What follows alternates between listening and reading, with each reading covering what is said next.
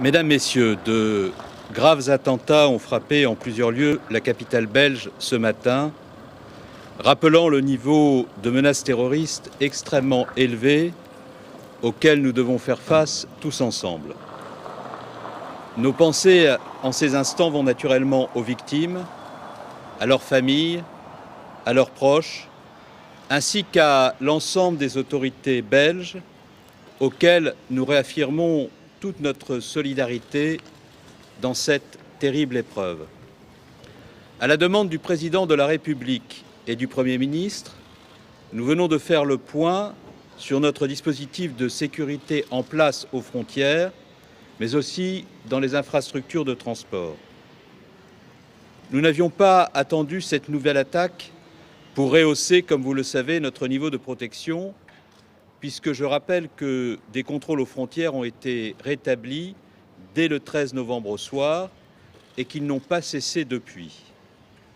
C'est ainsi que depuis le 13 novembre, 5000 policiers et gendarmes sont entièrement mobilisés au contrôle de l'ensemble de nos frontières, en particulier celle du Nord. Au total, 220 points font l'objet de contrôles, dont 42 de manière systématique et permanente. Ainsi, depuis 4 mois, 6 millions de personnes ont été contrôlées et 10 000 individus ont déjà été empêchés d'entrer sur le territoire national. À la suite de l'arrestation de Salah Abdeslam vendredi dernier et de la concertation intervenue au sein d'Interpol sur les risques de passage aux frontières, j'ai indiqué samedi soir avoir encore étoffé ce dispositif.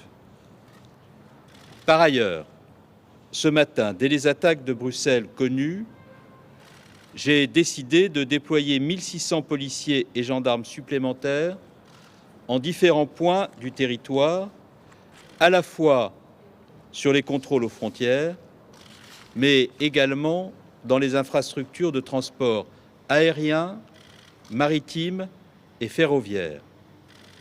J'ai réitéré les instructions déjà données à tous les préfets, leur demandant de prendre les dispositions nécessaires pour renforcer encore davantage, avec la plus grande vigilance, la sécurité dans les gares, les transports en commun, les aéroports et les ports.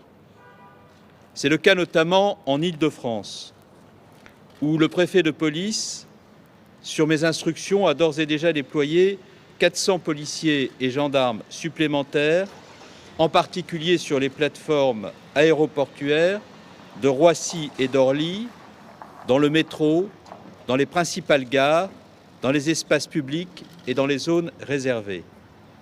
C'est bien entendu aussi le cas sur le reste du territoire, où 600 autres policiers et gendarmes ont été mobilisés en plus des forces déjà déployées.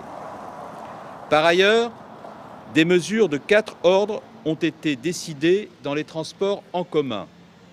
Premièrement, les accès aux zones publiques des infrastructures de transport sont désormais uniquement réservés aux personnes munies d'un titre de transport et ou d'une pièce d'identité. Deuxièmement, des messages préventifs de sensibilisation vont être diffusés par les opérateurs, RATP, SNCF et autres opérateurs en direction du grand public. Troisièmement, dans le cadre du dispositif Sentinelle, des patrouilles de militaires vont être réorientées sur ces sites pour épauler les forces déjà présentes. Enfin, des mesures de contrôle et de palpation vont être systématisées et déployées. Plus généralement, ces événements qui frappent à nouveau au cœur de l'Union européenne montrent toute l'importance de mettre en œuvre au plus vite les demandes que nous avons formulées à l'Union pour renforcer encore la coordination et la lutte antiterroriste à l'échelle européenne et internationale. Je pense bien entendu à l'urgence d'inscrire le PNR européen à l'ordre du jour des débats du Parlement. Je pense au renforcement des modalités de contrôle au sein de l'espace Schengen. Le système d'information Schengen doit être systématiquement interrogé au moment du contrôle aux frontières extérieures de l'Union européenne qui doit être, comme nous l'avons demandé, renforcé. Les fichiers criminels doivent être connectés au système d'information Schengen. Une task force européenne de lutte contre les faux documents, mobilisant les meilleurs spécialistes de chacun de nos pays, doit pouvoir intervenir sans délai aux frontières extérieures de l'Union européenne. Il est absolument essentiel de maintenir une vigilance et une mobilisation à la hauteur de la menace particulièrement forte à laquelle nous devons faire face.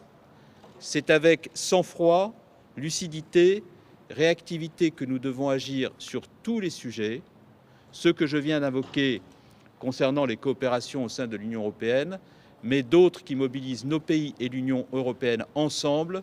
Je pense notamment à la lutte contre le trafic d'armes, qui doit faire l'objet d'initiatives renforcées et de décisions urgentes, notamment la modification de la directive 91, qui ne saurait attendre davantage. Le président de la République et le Premier ministre ont rappelé au cours de la réunion qui vient d'avoir lieu la détermination totale de la France à combattre et à vaincre le terrorisme. C'est ce que nous faisons depuis des mois à travers le rehaussement très sensible des moyens de nos services de police et de renseignement. C'est ce que nous faisons à travers l'application rigoureuse dans le respect des règles de droit de l'état d'urgence, et nous poursuivrons cette action face à un niveau de menace dont je vous indiquais samedi et dont je vous redis aujourd'hui qu'il est à un niveau extrêmement élevé. Je vous remercie.